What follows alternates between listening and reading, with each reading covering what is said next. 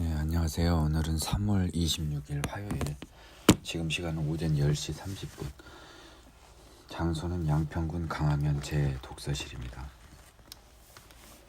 여러분, 미리 말씀드릴게요. 오늘은 제가 혼신의 힘을 다해서 준비를 한 부분입니다. 수업 전에 준비를 했던 게 아니고요. 하나님은 오늘 강의가 이루어질 부분을 위해서 저를 많이 힘들게 하셨어요. 그리고 저에게 많은 지혜도 주셨고요. 또 저로 하여금 많이 뒤돌아볼 기회도 주셨고, 정말 중요한, 이거보다 더 이상 표현할 방법이 없을 정도로 중요한 강의고요.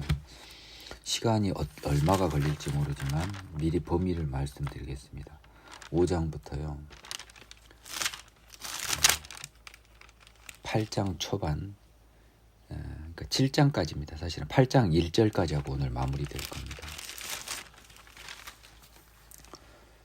여러분, 바울의 로마서를 읽을 때 절대 이 혼동하기 쉬운 부분이 있는데, 이게요 시간적으로 쭉 순서로 간다고 생각하시면 안 돼요. 갔다 다시 반복하기도 하고 갔다 반복하기도 한 부분이 있거든요. 지금 그러면 저희의 지금까지 로마서의 여정을 잠깐 한번 살펴볼까요? 인사를 시작으로요.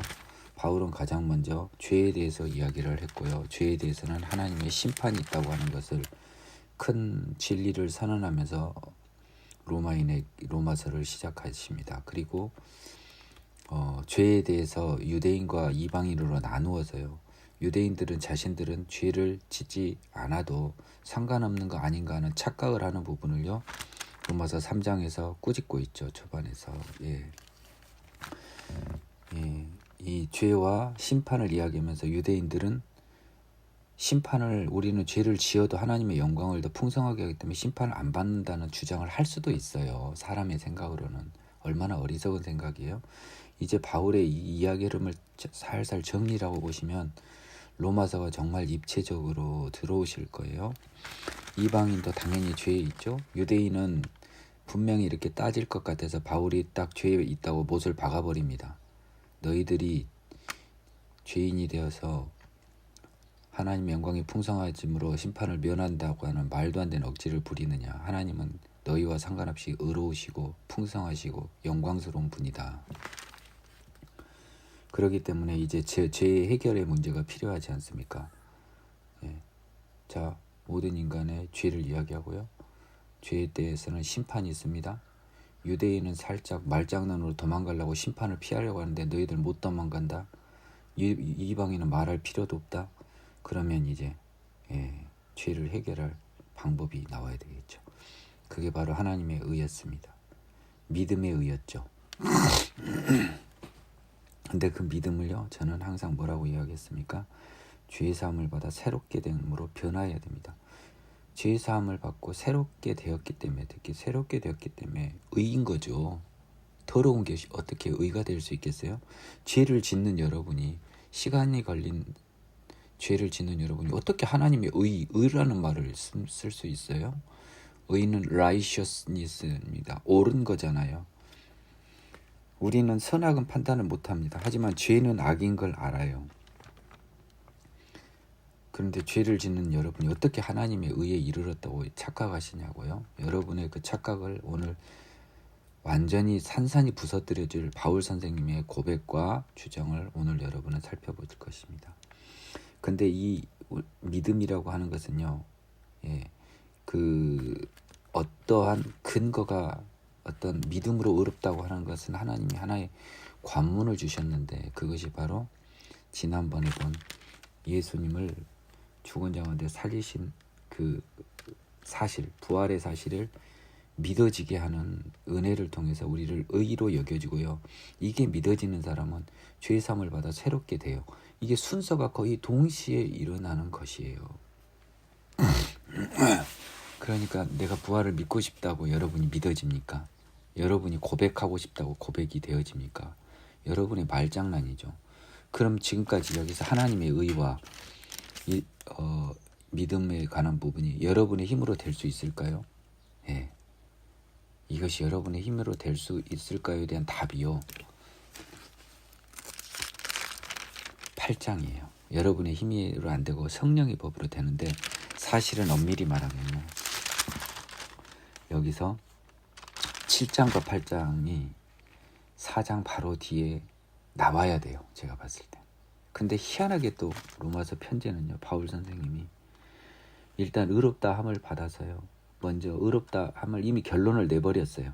그래서 의롭다 함을 받은 사람들은요, 어떻게 살아야 되는지라고 5장에서 씁니다.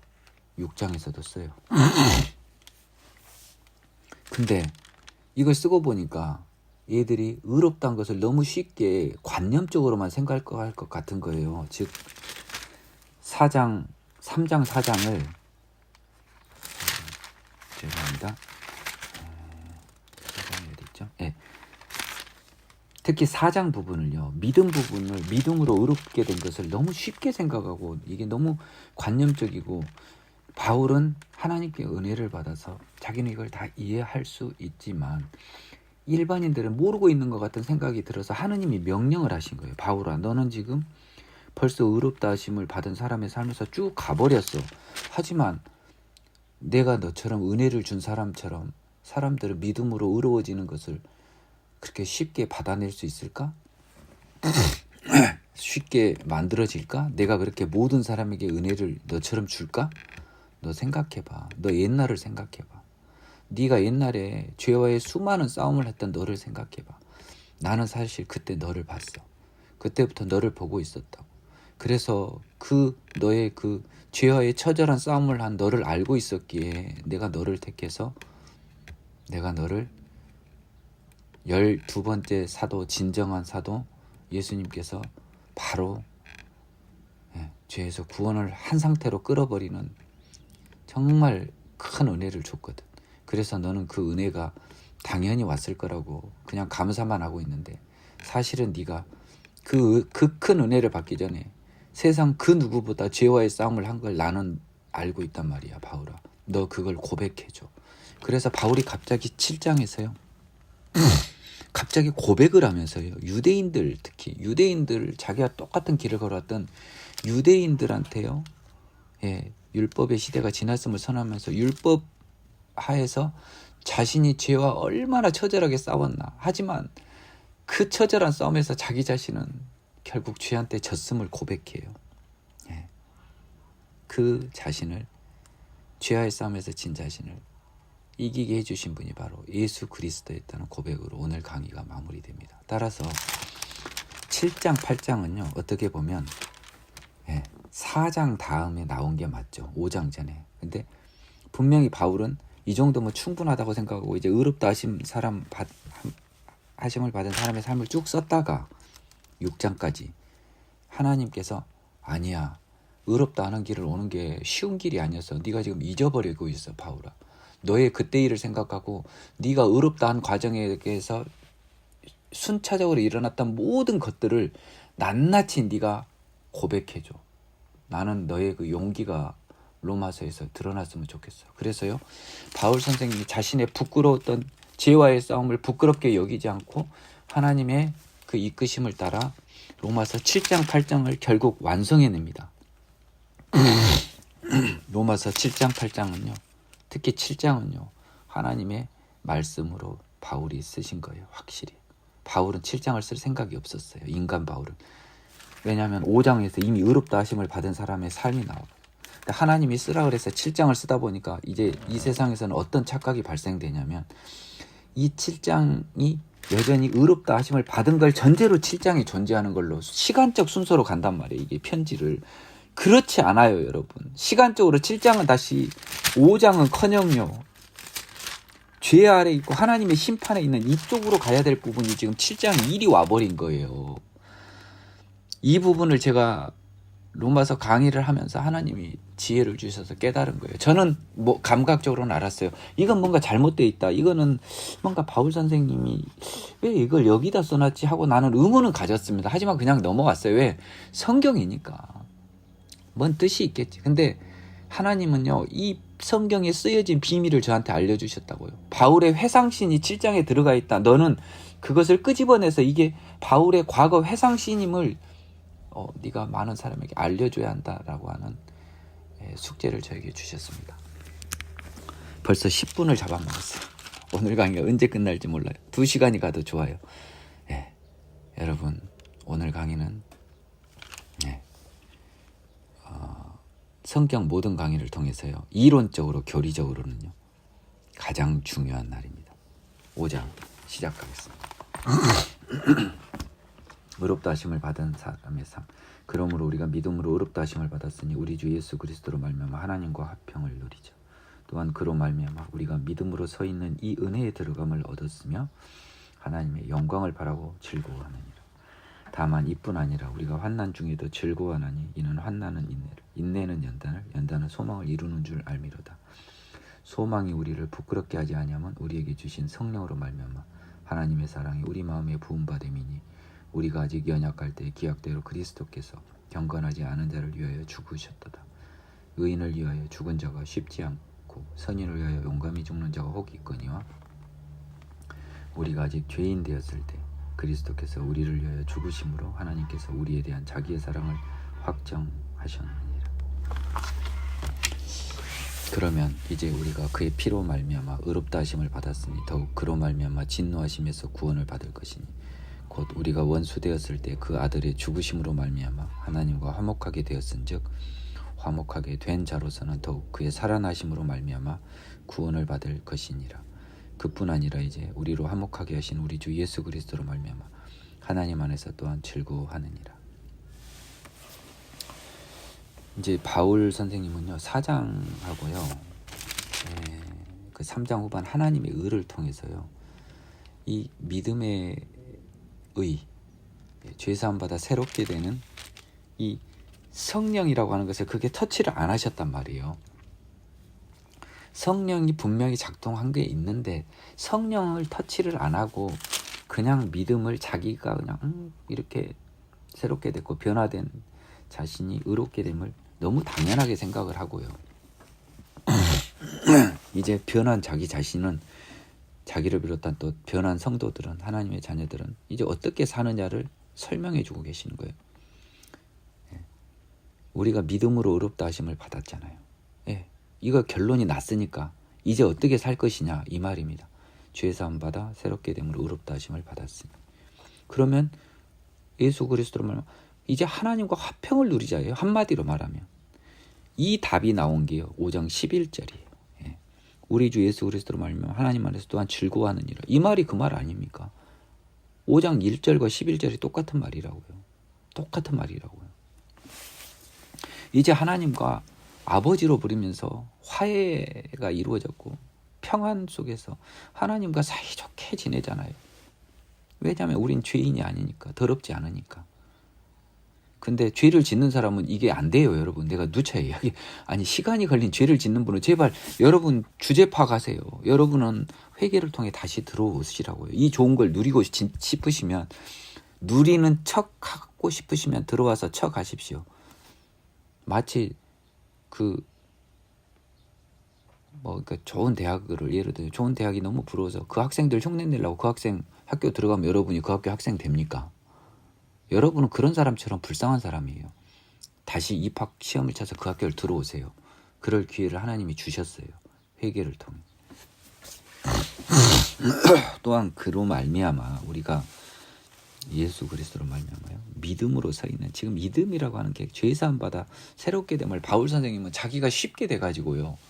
다메섹 도상에서 바로 예수 그리스도가 끄집어내죠. 지금 착각을 하고 계신 거예요.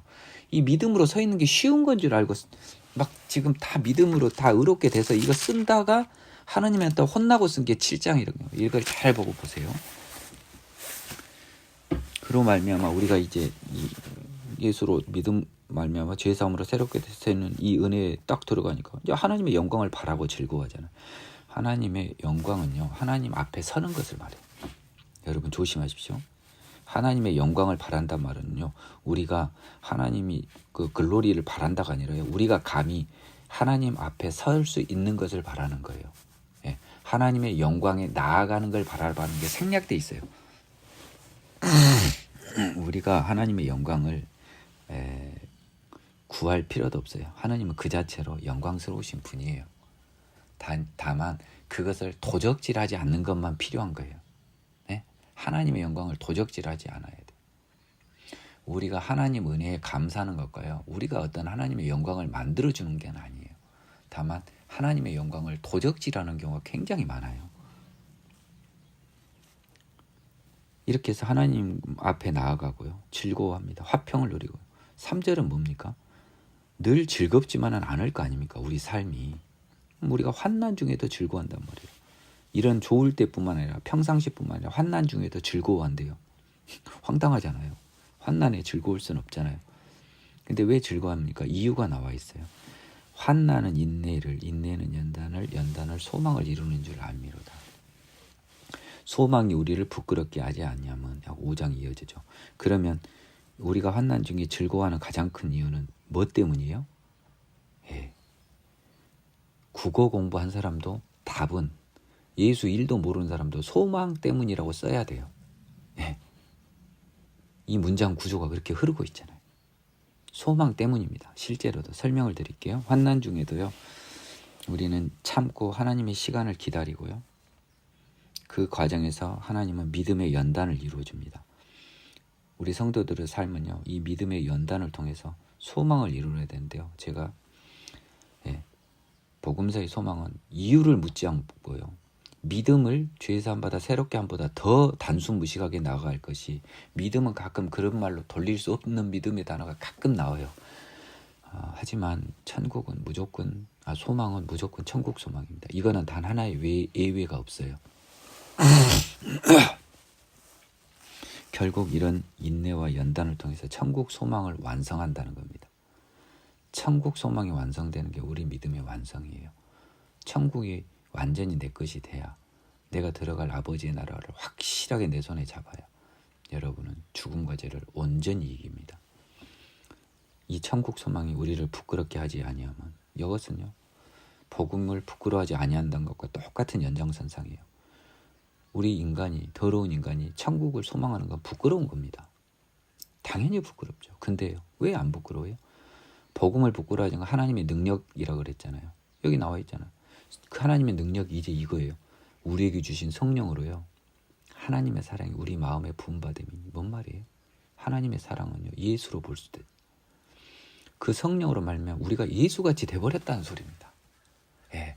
그러니까 예수같이 안 되는 사람은 하나님 나라에 가기가 어려워요. 육의 몸을 갖고 있기 때문에 순간순간 죄는 짓지만, 시간이 걸려서 죄를 짓는 사람들은 하나님의 사랑이 여러분 마음에 부음바가 안 된 거예요. 여러분, 그런 사람이 어떻게 죄를 지어요? 시간이 걸려서. 어떻게 뇌물을 받아요? 그런 사람이 어떻게 시험 볼 때 컨닝을 해요? 컨닝을 준비하냐고요. 순간적으로 눈을 흘린 게 아니라 컨닝 페이퍼를 가져온 건 죄잖아요.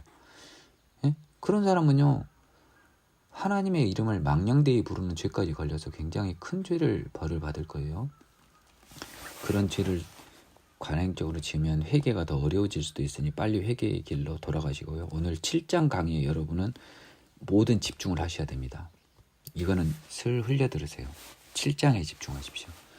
우리가 아직 연약할 때, 그러니까 천국 소망이 부끄럽지 않죠. 성령이 도우심을 우리가 하나님의 사랑인 예수 그리스도의 마음이 우리 마음에 부음바 됐으니까요. 지금부터 나온 오늘 강의 시간이 얼마가 걸려도 상관없어요. 너무너무 중요해서 넘어갈 데가 없어요. 우리가 연약할 때는, 죄인 되었을 때요, 기약대로는 성경의 약속대로요, 예수께서요, 경건하지 않은 자들요, 죄인을 위해서 죽으셨습니다. 의인을 위해서 죽는 사람도 없고 선인을 위해서 용감히 죽는 자가 간혹 있을 수 있거든요. 없죠. 사실 없다는 소리입니다. 7절은 우리가 아직 하나님의 아들이 안 된 더러운 죄인이었을 때요, 하나님의 아들인 그리스도 메시아께서 우리를 위하여 십자가에서 그것도 죽으심으로요, 하나님께서는요, 이걸로 우리에 대해서 하나님의 의를 따지고요, 하나님의 어떤 신실함이나 특히 하나님의 의, 왜 죄인 나머지는 구원하죠, 저만 구원해 주세요 막 이렇게 했을 때 하나님께서 딱 우리에게 던질 수 있는 말 한마디가 있어요. 죄인인 너희를 위해서 나는 그리스도를 십자가의 제물로 너에게 주었다. 이런 나에게 나의 의를 따지고자 하는 자는 아브라함과 같이 자기 자녀를 나에게 번제물로 바치고 나서 따지자. 그러면 공평하지 않냐? 하나님이 이 말씀을 하실 때 그 하나님의 사랑이 확인이 되는 겁니다. 이 말씀을 받고 여러분이 여러분의 자녀를 죽이려고 아브라함과 같이 칼을 들었을 때 그때 여러분이 하나님의 사랑을 확인할 수 있고 그분에 대해서 의의를 따지는 여러분이 얼마나 어리석고 더러운 존재였음을 고백할 수 있을 겁니다. 9절부터는 이제 조심하십시오. 다시 화목제물과 죄사함을 구분해야 되는 것이 나옵니다. 똑바로 보십시오. 그러면 이제 우리가 그의 피로 말미암아 의롭다 하심을 받았으니 더욱 그로 말미암아 진노하심에서 구원을 받을 것이니라. 여러분 9절을 왜 바울이 나눠서 썼을까요? 의롭다함을 받았으니 의롭다함이 구원받은 거 아닌가요? 예, 예수의 피로 말미암아 의롭다 하심을 받은 것은 정결의 속죄제로서 하나님 앞에 나올 수 있는 조건으로서의 의롭다 하심은 받았다는 그 말입니다. 이것을 찾아내기까지 제가 굉장한 시간이 있었고요. 하나님께 기도 제목 중에 상당 기간이 분명히 화목제물로 써진 이 성경의 기재는 하나님의 뜻인데 이것을 제가 풀 수 없으니 그것을 풀게 해달라고 저는 기도를 많이 했습니다. 이것은 화목제물의 예수의 피예요. 그것도 의롭다 하심은 있죠. 어떤 의미의 의롭다 하심인가요? 하나님 앞에 더러운 몸으로 나올 수 없는, 또 하나님 역시 더러운 인간에게 나갈 수 없는, 그럴 때 필요한 제사가 대속제일의 제사, 구약 레위기 16장의 제사예요. 예수 피로 16장의 제사는 끝났습니다. 이제 거기서 머물지 말고 더욱 그로 말미암아, 예수로 말미암아요. 이제 뭐예요? 진노하심에서 이제 구원까지 받아라. 이건 다른 거죠. 이게 능력의 십자가, 죄사함의 십자가예요.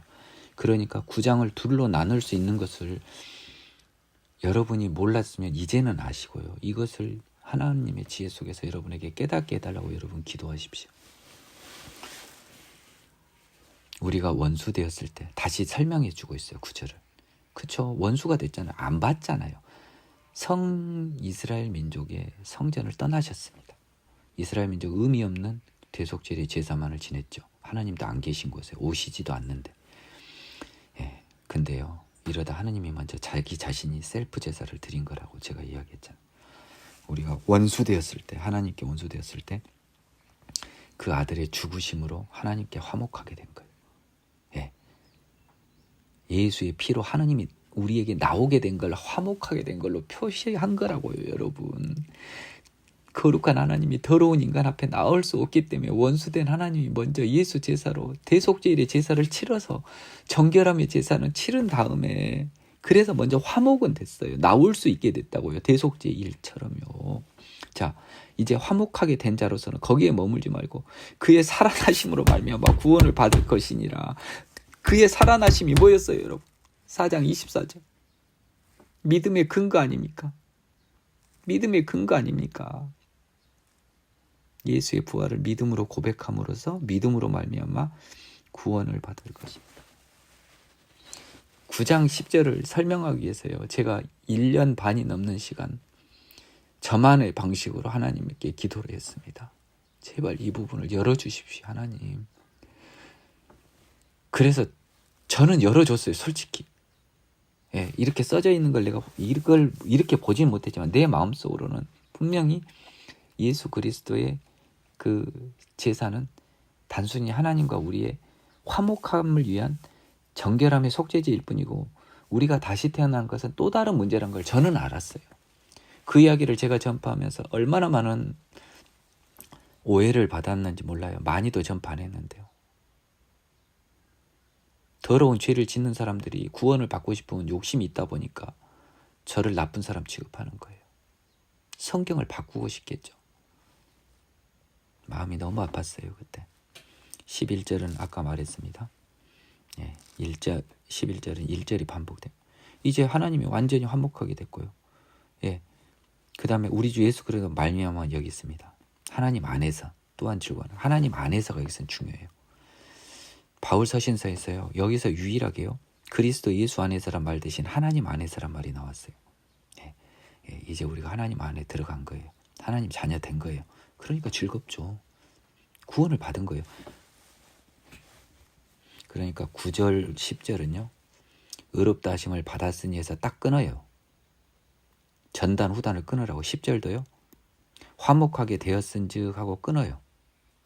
이 두 개가 전혀 다르다는 것. 특히 그 각절의 후단 부분을 여러분 것으로 만들어야 한다는 걸 여러분이 반드시 아셔야 할 것입니다. 아담과 그리스도. 그러므로 한 사람으로 말미암아 죄가 세상에 들어오고 죄로 말미암아 사망이 들어왔나니 이와 같이 모든 사람이 죄를 지었으므로 사망이 모든 사람에게 이르렀느니라. 죄가 율법이 있기 전에도 세상에 있었으나 율법이 없었을 때는 죄를 죄로 여기지 아니하였느니라. 그러나 아담으로부터 모세까지 아담의 범죄와 같은 죄를 짓지 아니한 자들까지도 사망의 왕노로 다했나니 아담은 오실자의 모형이라. 그러나 이 은사는 그 범죄와 같지 아니하니 곧 한 사람이 범죄를 인하여 많은 사람이 죽었을즉 더욱 하나님의 은혜와 또한 한 사람 예수 그리스도의 은혜로 말미암은 선물은 많은 사람에게 넘쳤느니라. 이 선물은 범죄한 한 사람으로 말미암과 같지 아니하니 심판은 한 사람으로 말미암아 정죄에 이르렀으나 은사는 많은 범죄로 말미암아 의롭다 하심에 이르느니라. 한 사람의 범죄로 말미암아 사망이 그 한 사람을 통하여 왕노릇하였은지 더욱 은혜와 의의 선물을 넘치게 받은 자들은 한 분 예수 그리스도를 통하여 생명 안에서 왕노릇하리로다. 그런즉 한 범죄로 많은 사람이 정죄에 이른 것 같이 한 의로운 행위로 말미암아 많은 사람이 의롭다 하심을 받아 생명에 이르렀느니라. 한 사람이 순종하지 아니함으로 많은 사람이 죄인 된 것 같이 한 사람이 순종하심으로 많은 사람이 의인이 되리라. 율법이 들어온 것은 범죄를 더하게 하려 함이라. 그러나 죄가 더한 곳에 은혜가 더욱 넘쳤나니 이는 죄가 사망 안에서 왕노릇한 것 같이 은혜 또한 의로 말미암아 왕노릇하여 우리 주 예수 그리스도로 말미암아 영생에 이르게 하려 함이라. 아멘. 자, 여러분 이것도 제가 잘 설명해 드릴게요. 여러분이 오해할 수 있는 게 많아요. 잘 들어보세요. 아담의 죄로요 세상에 죄가 들어왔고 사망이 들어왔다고 창세기에 써져 있습니다. 근데 갑자기 이와 같이라고 해버려요. 모든 사람이 죄를 지었으므로요. 이거는 그냥 바울이 일방적으로 해버린 거잖아요. 죄는 지금 아담만 지었잖아요. 근데 아담이 지은 죄를 아담을 모든 사람을 표상한 것으로 지어버린 거잖아요. 예? 한 사람 아담을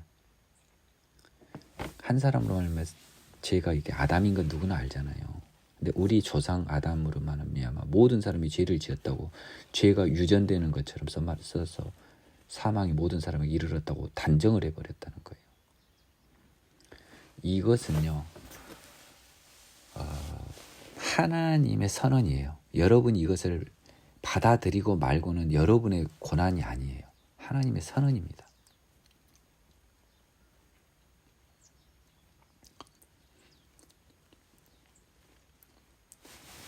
따라서요. 이것을 쓴 것은 13절과도 좀 연관이 있어요. 유대인들은 율법이 있기 전에 죄에 대해서는 되게 관심이 없었을 거예요. 하지만요. 율법이 있기 전에도 죄는 있었어요. 다만 죄가 죄인지 몰랐을 뿐이에요. 몰랐다고도 볼 수 없어요. 이건 유대인 기준입니다. 유대인 기준은 율법이 없었을 때는 죄를 죄로 여기지 아니했느냐는 여러분 조심하십시오. 유대인 기준입니다. 이방인 기준에는요. 오히려 양심이라는 율법이 있기 때문에 하나님이 주신 보이지 않는 율법이 있기 때문에 이방인들도요. 죄를 죄로 여겼을 거예요. 오히려 유대인들이 율법의 전후를 이유로 율법 전에는 죄가 없었을 것이라는 어리석은 판단을 한 사람도 있었을 거랍니다.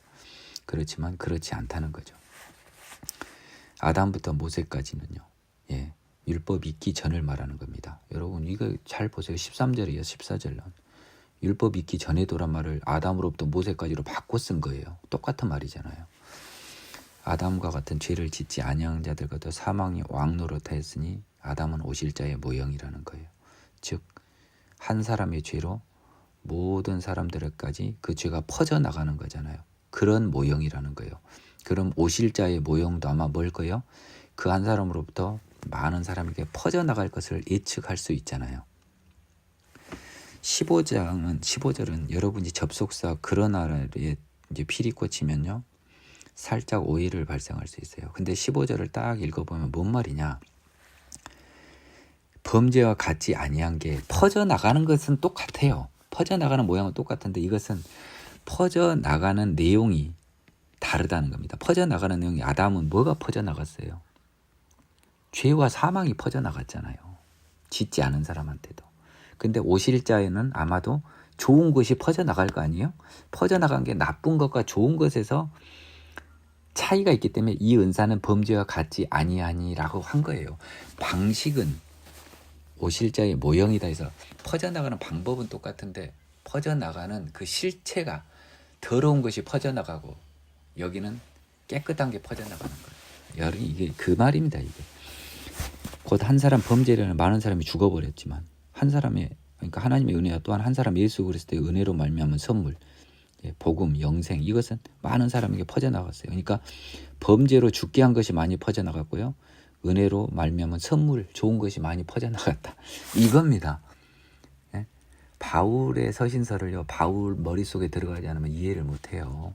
주석서 아무리 읽어봐야 안 돼요. 주석서 쓴 사람들도요. 엉망으로 쓴 사람 많아요. 인간의 지혜로 푸는 데는 한계가 있어요. 그래서 제가 주석서 보지 않아요.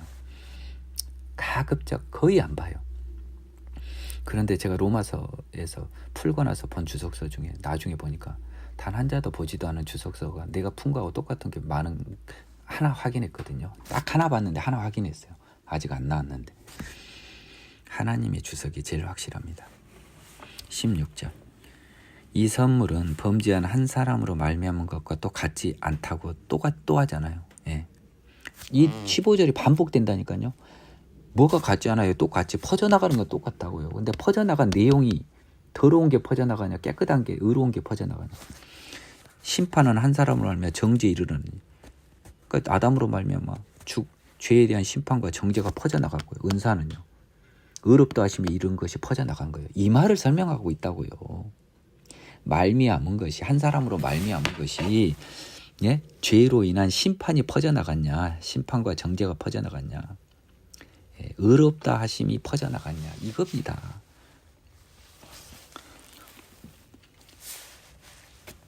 그래서 지금 이 대조법을 계속 쓰고 있잖아요.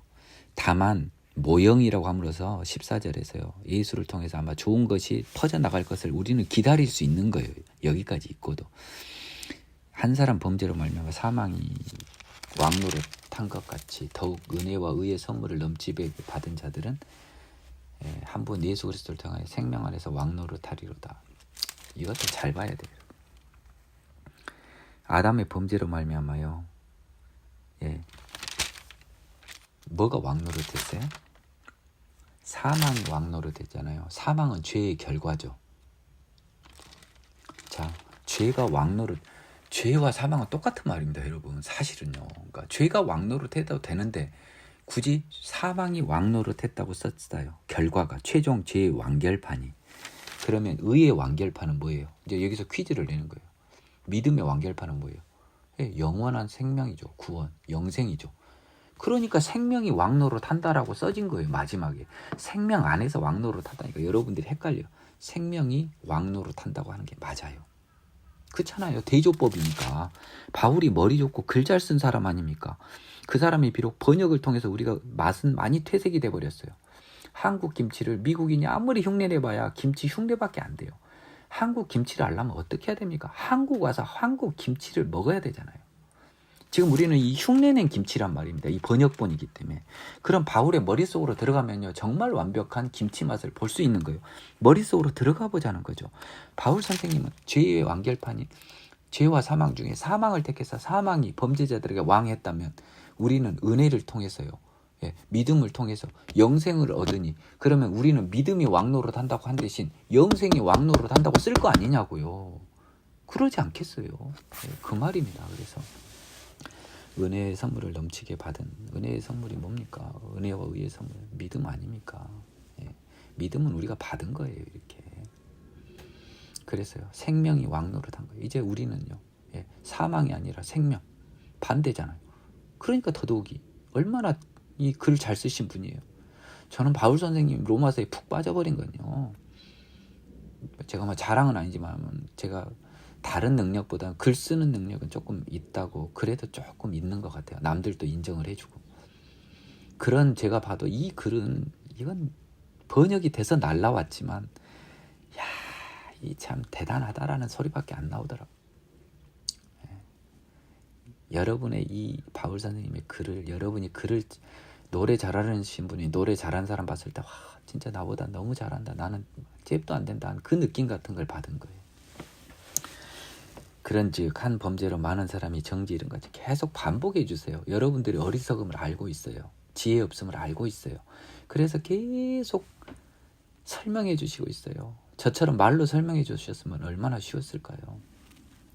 한 범죄로 많은 사람이 정죄 이른 거지. 의로운 행위로 말미암아 많은 사람이 생명에 이르렀다. 이것이 뭡니까? 딱 봐야 돼요. 내가 언제 뭐라고 아까 이야기 안 합니까? 아담은 오실자의 모형이라라는 답이요. 14절 후반부의 답이 18절인 거예요. 예. 이렇게 읽어가는 거예요. 성경을 그냥 대충 자울자울하면서 읽으면 안 돼요. 특히 지식이 있고 지혜가 있는 분들한테 하는 이야기입니다. 세상적인 여러분 그 지혜를 하나님께 쓰세요. 한 사람이 순종하지 아니함으로 많은 사람이 죄인 된 거겠지. 한 사람이 순종하면 많은 사람. 18절 19절 똑같죠. 그러니까 18절 19절은 14절 후반부에 대한 답입니다. 20절 여러분이 여기서 헷갈리면 안 돼요. 율법이 들어온 것은 범죄를 더하게 하려 함이라. 죄가 더한 것에 은혜가 넘쳤다. 이것을요 바울의 머릿속에 들어가 본 저는 이렇게 봅니다. 율법이 들어온 것은요 범죄를 더하게 하려 한 게 아니에요. 율법이 들어온 것은 범죄를 더 많이 확인하게 하려 함이에요. 여러분들 많은 사람들이 율법을 통해서 내가 죄인임을 확인하게 하려고 율법이 들어왔다고 바울은 일관되게 주장하고 있어요. 근데 번역이 잘못되고 뜻이 잘못되고 마음속에 품은 저자의 뜻과 독자 간의 의사의 불일치가 발생해서 계속 이게 접점이 없는 거예요. 근데 정확히 보면 보여요. 하느님이 열어주면 보입니다. 바울은 율법이 들어온 것은요 많은 사람이 범죄자인 것을 깨닫게 하려고. 결국 그러면 뭐예요? 범죄를 더하게 한 거예요. 그 말은 맞는 말이잖아요. 많은 사람들이 이제 범죄인지 모르다가 지금 유대인들 기준으로 쓴 말이라고요. 범죄인지를 모르다가 율법을 통해서 죄인인 줄 알아서 죄인 수가 늘어난 겁니다. 쉽게 생각하면 그럼 범죄가 늘어난 거 아닙니까? 범죄인을 더하게 하는 게 더 맞아요. 율법이 들어온 것은 범죄인을 죄로 인식하는 범죄자를 더하게 하려고 들어온 거예요. 근데 율법을 통해서 다 죄인임을 깨달으라고 들어왔단 말이야 한마디로. 그런데 이런 세상이에요. 지금까지는. 율법은 있으나 결국 확인된 건 우리가 죄인 된 거 우리의 죄만 점점 늘어날 뿐이에요. 그런데요. 이 범죄로 넘쳐난 이 세상에 은혜가 더욱 넘쳤나니라고 해서 더욱이라는 것을요. 진짜 큰 단어로 받아야 돼요. 이 많은 죄의 세상에 율법을 통해서 확인까지 됐어요. 죄의 세상임이. 이 죄로 넘친 이 세상에 은혜는 뭐예요? 더 높이 넘쳤다. 죄를 이겨서 넘쳐왔다는 거예요. 은혜라고 하는 높은 파도가 죄라고 하는 방파제를 넘어서 일반 파도로는 그 죄의 방파제를 못 넘는데 역대급 쓰나미로 방파제뿐만 아니라 마을까지 다 날려버린 일본 동일본 지진 같은 그 해일이 예수님의 해일이 들어온 거라고요. 은혜가. 그래서 이 결과 죄가 사망에서 왕노를 했던 이전 시대같이 이제 더욱 넘쳤던 은혜로 말미암아 은혜가요 의로 말미암아 죄의 반대는 의잖아요. 그렇죠? 사망의 반대는 생명이잖아요. 이거 보면서 보시라고요. 죄가 사망 안에서 왕노릇 한 것은 사망을 통하여 사망의 힘으로 왕노릇 했죠. 이것도 여러분 제가 또 풀어줘야 되겠네요. 하도 질문도 많이 받았고요. 여러분 죄가 사망 안에서 왕노릇 했다는 건 뭐예요? 다 굴복시켰다는 겁니다.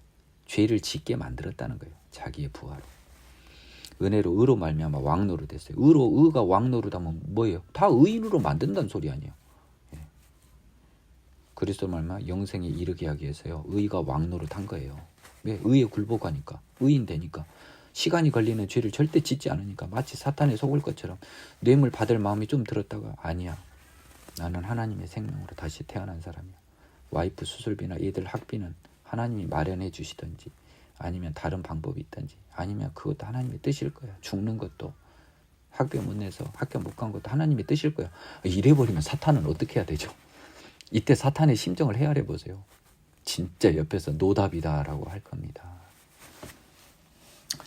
바울은 지시하는 것 대조법을 특히 잘 봐야 됩니다. 대조법을 잘 봐야 돼요. 그러니까 뭐와 뭐가 이렇게 대조되는 것이 겁나 많이 나와요. 6장 그리스도와 함께 죽고 산다. 시간이 벌써 40분 갔지만 오늘 저기 갈 일이 멀어요. 그런지 우리가 무슨 말하리요? 은혜를 더하게 하려고 죄에 거하겠느냐? 그럴 수 없느니라. 죄에 대하여 죽은 우리가 어찌 그에 대하여 더 살리요? 무릇 그리스도 예수 합하여 세례를 받은 우리는 그의 죽으심과 합하여 세례를 받은 줄 알지 못하였느냐?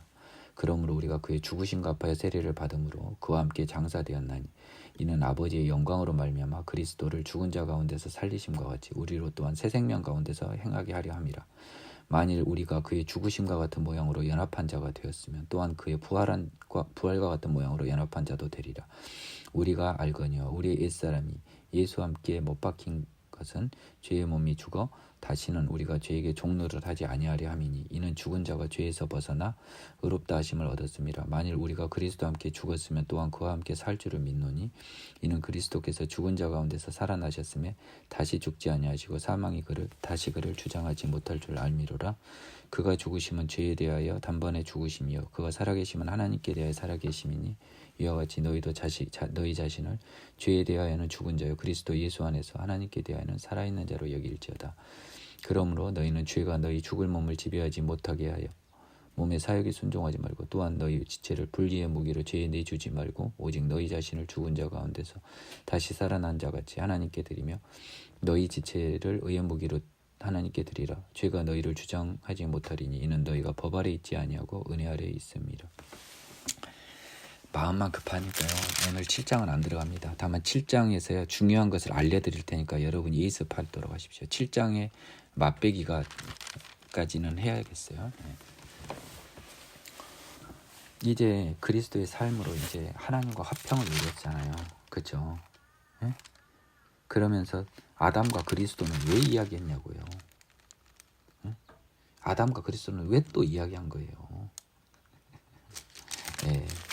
우리 원죄에 대한 유대인들의 부담을 덜어주려고 한 거예요.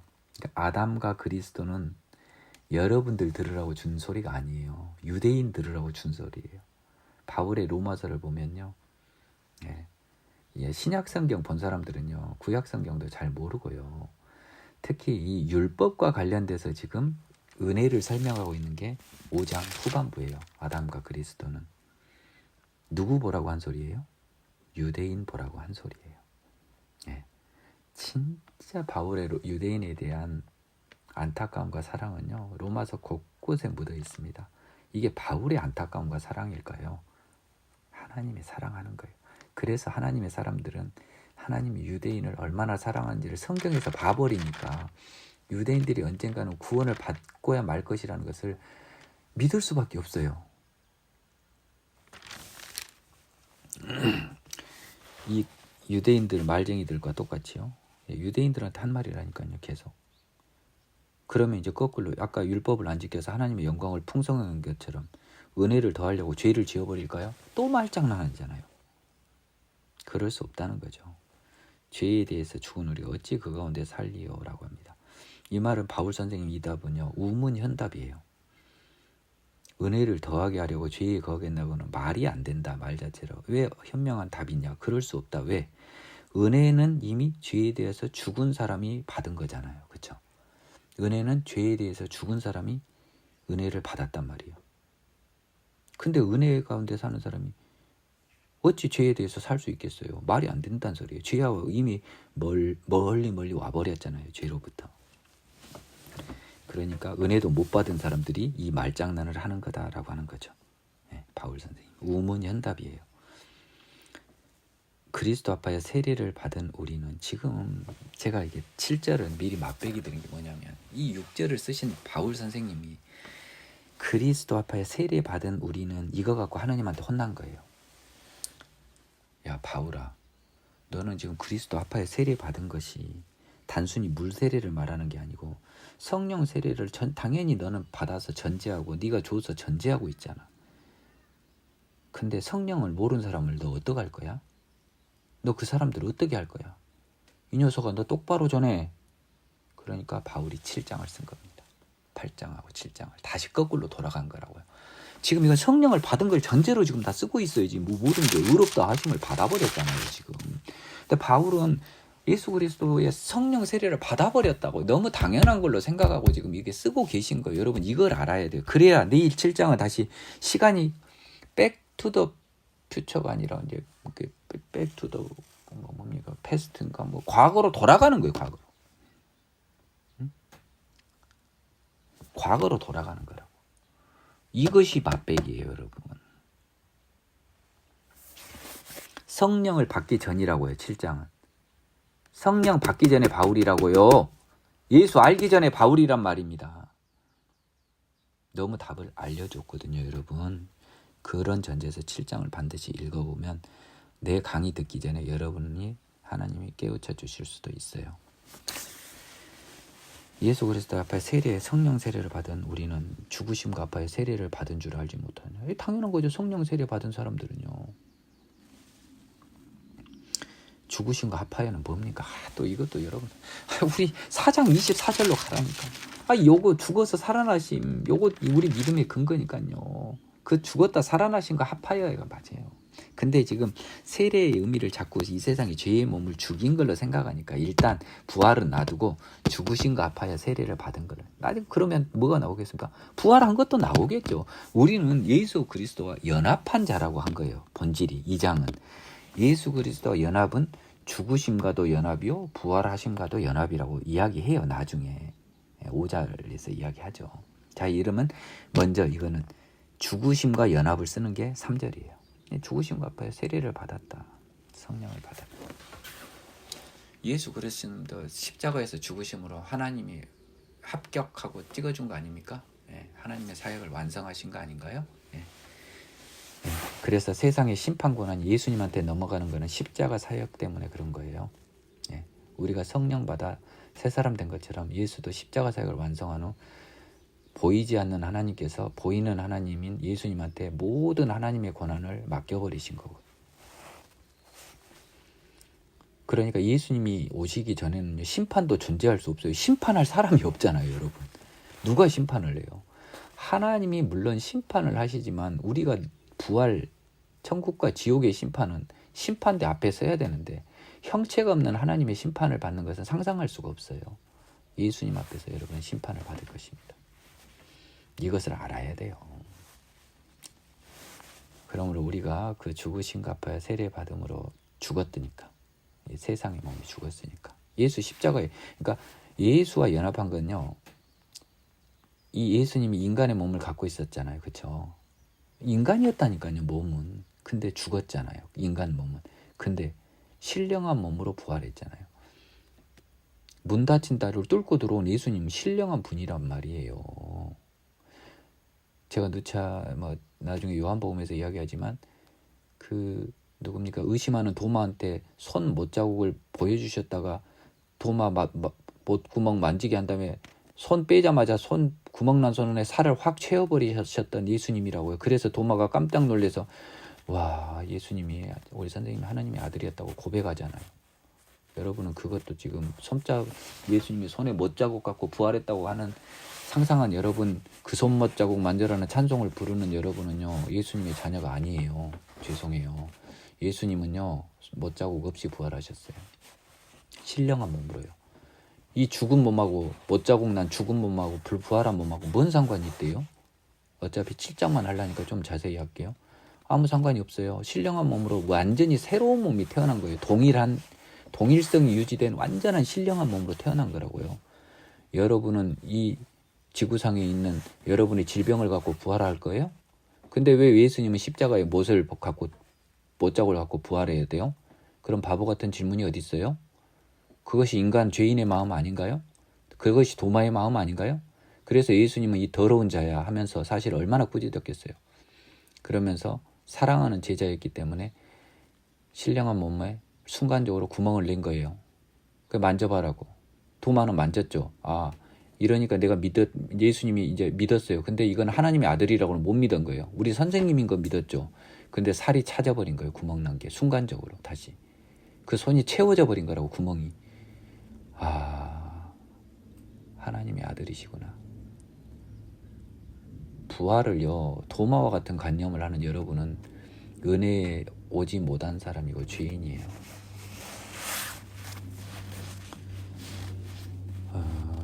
우리 썩을 몸은 장사됐어요. 이미요. 이 몸이 달려있지만 이미 죽은 거라고요. 예수처럼 십자가에서.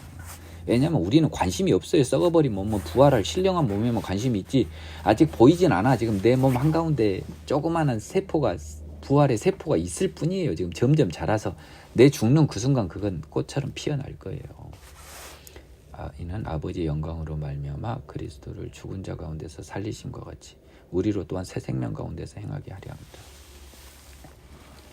자, 하나님의 영광을 능력으로 바꿀까요? 아버지의 능력으로 그리스도를 죽은 자에 가운데서 살리심과 같이요. 하나님의 영광과 능력은 굉장히 치환을 하는 경우가 많이 있을 수 있어요. 능력으로 바꾸면 좀 더 이해가 쉽습니다. 우리로 또한요, 새 생명 가운데서 행하게 하려 합니다. 그러면 뭐예요? 그리스도를 죽은 자에 살리신 것도 하나님의 능력이었잖아요. 우리로 새 생명 가운데 행하게 한 것도 뭐라는 거예요? 하나님의 능력이라는 거예요. 우리의 능력이 아니라는 거예요. 그때부터는. 아주 무거운 말입니다. 행하게 하려 한다 했잖아요. 우리가 하는 게 아니에요. 하나님이 하게 해주시는 거예요. 왜? 세상에 우리를 죽였으니까. 회개하여서 죄인임을 고백하고 새로운 생명을 구했으니까. 하나님이 더러운 몸을 죽여주시고 새 생명 가운데 이 세상에서도, 뭐 천국의 부활은 둘째치고 이 세상에서도 새 생명 가운데 살게 해주시는 거죠. 그래서 아까 제가 결론한 게요, 이 말이 핵심입니다. 그리스도와 함께 죽고 산다의 핵심절이 5절이에요. 그의 죽으심과 같은 모양으로 연합하면 부활과 같은 모양으로 연합도 한다는 거예요. 연합이라는 단어가 조금 느낌이 좀 어색한가요? 그냥 죽으심과 같은 모양으로 함께 한 자, 연합한 자가 함께 한 자라는 의미니까요. 부활과 같은 모양으로 연합한 자. 그러니까 우리도 부활에 대한 확신이 당연히 예수님과 연합을 했기 때문에, 예수님이 모범답안이란 말이에요. 하느님이 주신 우리의 살 길, 모범답안대로 살았더니 죽지 않고 신령하게 부활했잖아요. 그러니까 너희들도 모범답안처럼 죄에 대해서 죽으라는 거죠. 모범답안인 예수님은 죄도 없는데 죄 없이 죽었어요. 우리를 위해서. 근데 너는 죽어야 될 사람이 어차피. 그래서 그 죄 사망으로 왕노를 하던 네 육체의 몸은 죽여야 될 거 아닙니까? 사단이 왕노를 하는 내 육체는 죽여야 될 거 아니에요. 그렇게 죽이면 신령한 몸으로 부활한 것과 연합한 자, 이것이 우리한테 큰 힘이 되고 이게 우리 믿음의 근거예요. 이것이 믿어져야 된다고요. 그러니까 제가 결국 이야기하잖아요. 결국 천국 소망이 우리 믿음의 완성판이라는 거예요. 그 소망이 현실화되는 게 우리 믿음의 완성이라는 거예요. 우리가 알거냐, 우리 옛사람이 예수와 함께 십자가에, 우리 옛사람은 죄의 몸, 예수와 함께 십자가에 못 박힌 것, 죽은 것. 자꾸 십자가에 못 박힌 것과 죽은 것도 바꿔서 이렇게 이해해야겠죠. 십자가에 못 박히면 뭐 십자가에 또 피리 꽂혀서 십자가마다 죽었단 소리 아닙니까? 예수와 함께 죽었단 말을 적나라하게 표현한 거잖아요. 십자가에 못 박힌 것은. 왜 죽여버렸냐고요? 하나님이 우리를 예수와 함께 십자가에 우리 옛사람을 왜 죽여버렸냐고요? 죽이신 거예요. 하나님이. 죄의 몸이 죽어서요, 죄의 종노릇. 이제부터 죄는요, 사단으로 바꾸겠습니다. 사단에게 종노릇 하지 않아. 사단이 주인인 죄의 몸이 죽어서요, 사단에게 종노릇 하지 않아. 7절 보겠지만요, 7장 다시 맛백입니다. 7장을 정확히 보려면 여러분에게 두 명의 주인이 싸우고 있다고 여러분이 알아야 돼요. 여러분은 절대 여러분의 주인이 아니에요. 여러분의 주인은 사단 아니면 하나님이에요. 그 주인을 바꾸는 작업이, 내 주인이 사단인 걸 아는 것이 회개의 시작이고요. 하나님을 알므로 하나님으로 주인을 바꾸어달라고 하면서 처절하게 죄와의 싸움을 하는 것이, 주인을 바꾸기 위해서 나 스스로도 싸움을 하는 것이, 기도하면서 전능하신 하나님께 의존하면서 기도하면서 먼저 하나님의 능력이 오기 전에 인간의 힘으로 죄와의 싸움을 하는 것이 회개입니다. 그 인간의 힘으로 이길 수 없는 싸움, 그러지만 하나님으로부터 성령이 언젠가는 십자가가 능력이 올 거라는 걸 믿고 죄와의 싸움을 하는 그 사람에게요, 하나님이 죄를 이길 능력의 십자가를 주는 것입니다. 그게 7장에 써져 있어요. 그래서 죽은 자가 죄에서 벗어나 의롭다 하심을 얻게 된 거죠. 이게는 뭡니까? 이는 죽은 자가 죄에서 벗어나 의롭다 하시면 얻었음이라 과거형이에요. 그러면 여기서 죽은 자는 누구예요? 여러분입니까? 예수를 말하고 있잖아요. 이거는 이 예수는 아닙니다. 예수는 아닌데 예수와 비슷한 길을 가는 우리를 말하는 겁니다. 예수님과 같이 된 우리. 예, 죄송합니다. 근데 사실은요, 비록 관념을 얻었지만 인간 예수 있지 않습니까? 인간 예수도 사실은 죄가 없었어요. 근데 인간 예수의 최종적인 의롭다 하심은 십자가거든요. 예, 죽으심이었거든요. 결국 인간의 몸이 죽었기 때문에 예수의 신성과 인성이 십자가로는 신성과 인성이 마지막 유지된 타이밍이고요. 십자가에서 예수의 인성은 사라져요. 죽으심으로. 우리가 그리스도와 함께 죽었으면 그와 함께 살 줄을 믿느니 똑같은 말 아닙니까? 5절하고. 얼마나 여러분들이 강가에 내놓은 어린아이같이 믿음이 연약하면 바울 선생님이 이 말을 쓰셨을까요? 그리스도께서 죽은 자 가운데 살아나셨으며 다시 죽지 아니하시고 사망이 다시 그를 주장하지 못할 줄 알미로다. 이것도 안 써도 되는 말을 썼어요. 또 어리석은 자가 이 줄만 할 거 아니에요. 부활하는 예수님도 죽으시나요? 사망이 다시는 그를 주장하지 못한다잖아요. 그런 어리석은 질문을 할까봐 미리 써놓으신 거라고. 그래서 10절에서 이렇게 이야기하십니다. 그가 죽으심은 죄에 대하여 단번에 죽으심이고요. 살아계심 하나님께 대하여 살아계심이니. 이 말을 왜 썼어요? 9절 때문에 써놓은 거예요. 죄에 대해서 단번에 죽어. 너희들은 영원한 생명, 영생, 시간을 겁나 따지는 거예요. 지금 부활한 그리스도, 우리도 부활해서 죽나? 부활해도 네, 하나님께 대하여 살아계심은요, 영원히 살아있는 거죠. 영원한 하나님께 대하여 살아계심이라고 써놓으니까 영원히 안 보이는 거예요. 영생이. 하나님 자체가 영원한 거잖아요. 그러니까 이게 막 숨어 있으니까 중요한 말을 다 놓쳐버리는 거예요. 자, 7절 제가 강의 중에 오해가 발생해서 한 거예요. 6절에 이어지는 겁니다. 옛사람이 십자가에 못 박혀서요, 죄의 종로를 하지 아니한 거예요. 그래서요, 죽은 자가 죄에서 벗어나, 우리 죄에 대해서 죽은 자가 죄에서 벗어나 의롭다 하심을 얻었으니까 죄의 종노릇을 하지 않는다는 거죠. 즉 죄를 안 짓는다는 거예요. 아니, 죄의 종노릇을 안 하는데 어떻게 죄를 지어요? 나 반문해 볼게요, 여러분. 아니, 죄는 짓는다며요. 예수 믿고 태어나도요. 순간적인 죄 말고 시간이 걸린 죄를 말해요. 그러니까 부지중에 짓는 죄는 죄로 어차피 안 친다니까요. 반성하고 사죄해야 되지만 죄로 안 쳐요. 하나님이 다 용서해줘요. 알고 짓는 죄도 여러분은 용서받는다며요. 근데 여러분 죄의 종노릇 하지 아니한데 죄의 종이지 뭐가. 아니, 종의 개념이 뭐예요? 시킨 대로 하는 게 종이죠. 죄가 시킨 대로 죄 지은 사람이 어떻게 이게 하나님의 자녀입니까? 진짜 억지를 부리려도 정도껏 부리시고, 성경을 잘못 봐도 알아서 정도껏 잘못 보세요. 어디서 어리석은 사람들이 그런 말을 합니까 진짜. 이와 같이 너희도 너희 자신을 죄에 대해서는 죽은 자요, 사단에 대해서는 죽은 자요. 사단 말 안 듣는 거예요. 이제 그리스도 예수 안에서 이제 유명한 구절 나오잖아요. 드디어 그리스도 예수 안에서란 말이 드디어 등장합니다. 예수님이 우리 명에 딱 들어와 버렸으니까 우리는 새로운 피조물이니까 하나님에 대해서는 살아있는 자요, 영원히 살아있는 자죠. 그렇죠? 하나님께 대하여는 이 세상에서 살고 죽어서 하나님께 대하여 살아있는 자로 여기니까 우리가 죽지 않는 거예요. 이 세상에 죽는 게 죽음이 아닌 거라고. 하나님께 대하여 살아있으니까, 하나님께 대하여 살아계시니까. 10절 11절은요 하나님의 관념을 안 갖고 있는 전능하신 하나님에 대한 관념이 없는 분들은 그냥 지나쳐버리는데요, 저는 사실 전능하신 하나님을 먼저 알았거든요. 내가 나중에 말씀을 드릴 수 있을지 모르겠어요. 그러다 보니까 저는 이런 말들이 굉장히 강하게 다가와요. 하나님께 대하여 살아있는 자, 영원한 하나님께. 죽지 않는다, 이 말 때문에 안 죽는 거예요. 왜요? 하나님은 영원하신 분인데 하나님께 대해 살아있는데 내가 이 세상에서도 살아있고 죽어서도 살아있는 거죠. 그러므로 너희는 죄가 너희 죽을 몸을 지배하지 못하게 하여 몸의 사역에 순종하지 말고. 이제 그리스도와 함께 살면 이런, 너희는 죄가 몸을 지배하지 못하게 해라는 거예요. 뭔 말이에요? 지배하려고 한다는 거예요. 새로운 삶을 받아도, 생명을 얻어도 여전히 죄의 잔상은 남아 사단은 우리를 공격한다는 겁니다. 근데 주인이 우리잖아요. 결론은 하느님 따라 가버려라 이거예요. 너희 지체는 몸입니다. 몸. 지체를 몸을 지체라고 써요. 여러분들 지체라는 말을 헷갈리지 마세요. 너희 몸입니다. 몸. 너희 몸을 불의의 무기로 죄에 내주지 말고 너희 자신을 죽은 자 가운데 살아나신 자 같이 하나님께 드리며 너희 지체를 의의 무기로.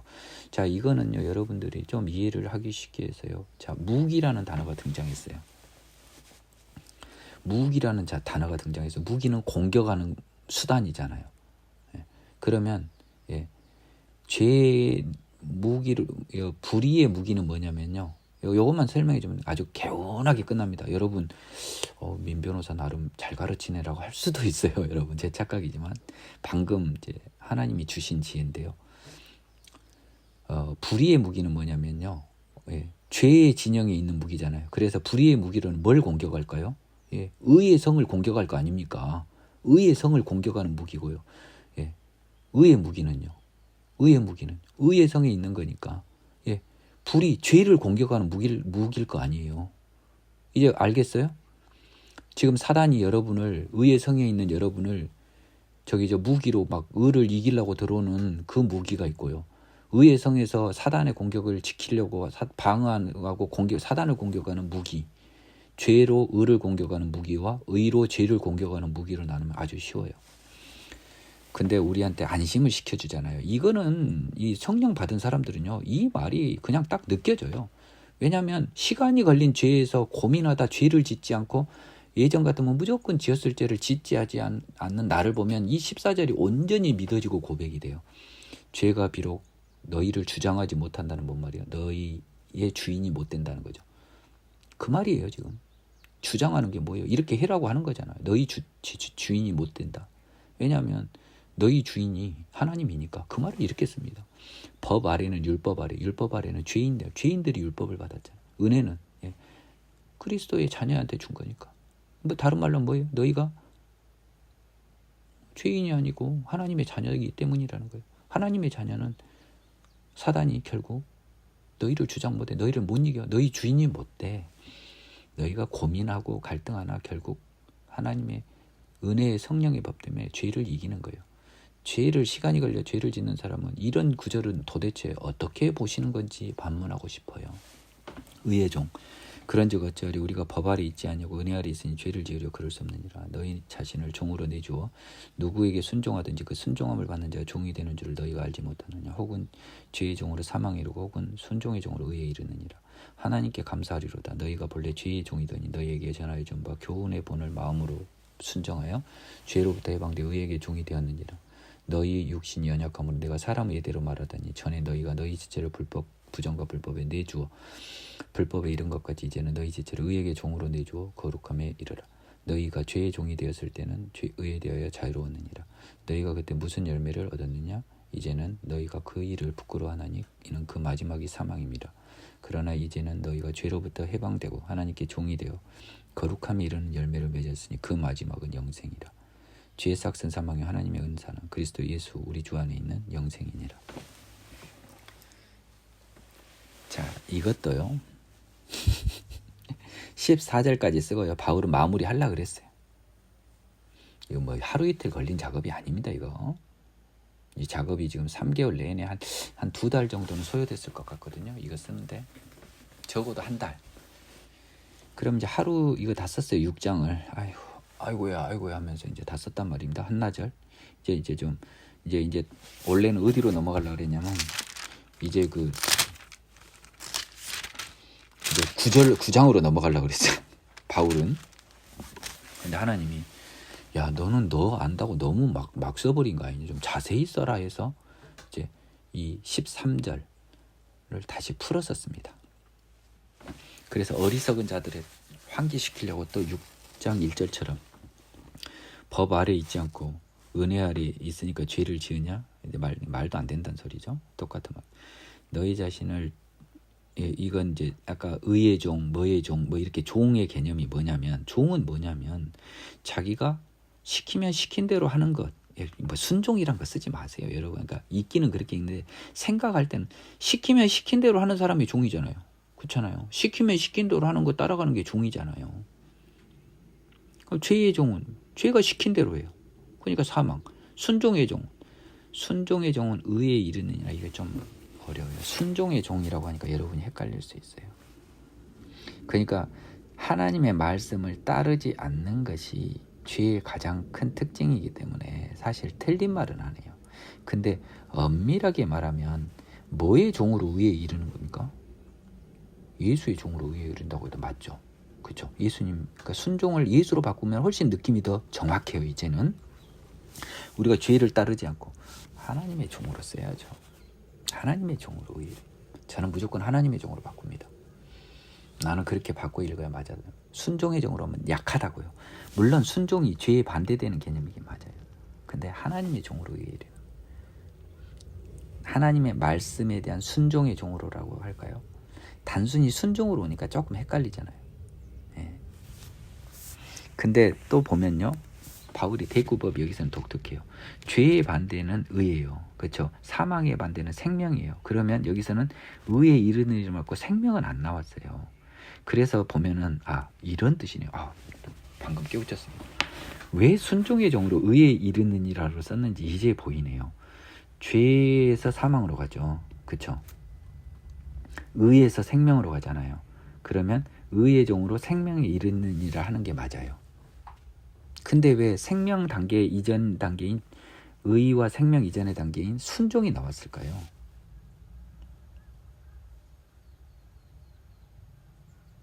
여기 종이라고 하는 개념 자체를 하나님의 종을 강조하려고 하다 보니까 이게 나온 거예요. 그래서 이게 여러분 헷갈리게 하네요.